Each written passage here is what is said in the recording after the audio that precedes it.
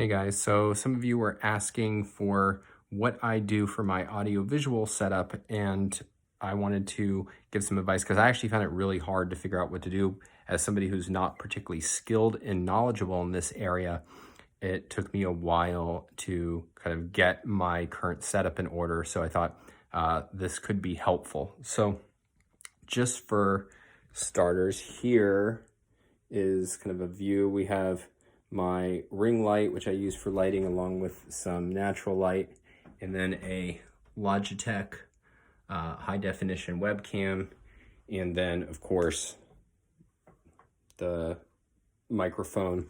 The first thing I'll say is that actually for a long time what I used let's see if we can get it in the frame right here, the Audio-Technica ATR 2100, which is a USB mic, plugs directly into a laptop, and it actually sounds really good. It's a little sensitive to changes in distance from the mic, and so you won't have this kind of stable level in the way that you will with kind of higher end mics. But I mean, for most uses, that's enough to really up your game quite a lot, and certainly a lot cheaper and simpler to set up than what I'm using now. So what I'm using now is a very popular podcast mic among professionals. So it's the Shure SM7B. And so this kind of mic you can't plug directly into a laptop. You actually have to run it through something like a gauntlet. And I'll explain that because it's pretty straightforward once you know it, but trying to figure this out is not obvious even if you spend time hunting around on YouTube. Because usually the people explaining this have very kind of sophisticated setups or whatever. But the first thing you need is that this, unlike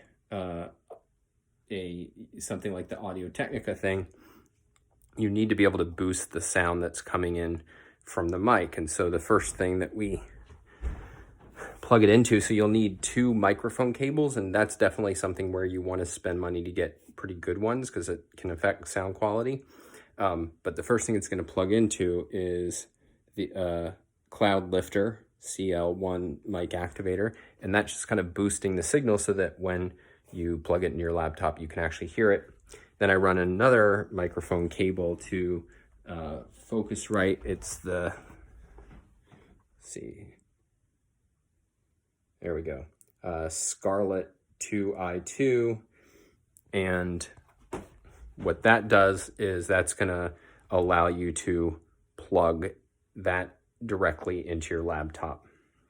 And so one thing that was tricky here is, and nobody told me this when I was getting started, is initially I just had a mic cable that plugged, let's see if we can get a good shot here, into one channel.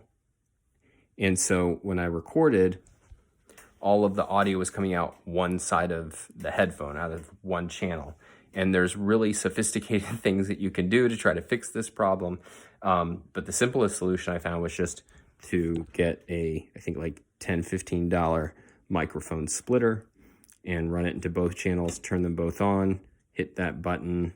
And then this is the cord to headphones. And definitely the main thing you concern there with comfort. So spend money on something nice and comfortable. But that's basically it. Then this just has an outlet. The Scarlett has an outlet to USB. You can plug it in your laptop and you can go from there. Then in terms of what I actually use to record, it's if I'm recording other people through Zoom, if I'm recording just the typical videos that I do, like on sessions on or commentaries on Opar, then I use QuickTime and then just use a simple video editor. But that's basically it. If you have any questions, let me know. I probably cannot answer most of them because, like I said, I'm not doing this video because I feel like I'm qualified to talk about sound or video equipment, but because I'm not, and I know a lot of people are not, and they find what's out there in the universe much more geared towards people who are pretty sophisticated. So hope that's helpful. Good luck. And if you do start a podcast or a YouTube channel, let me know. I'd love to see what you're working on.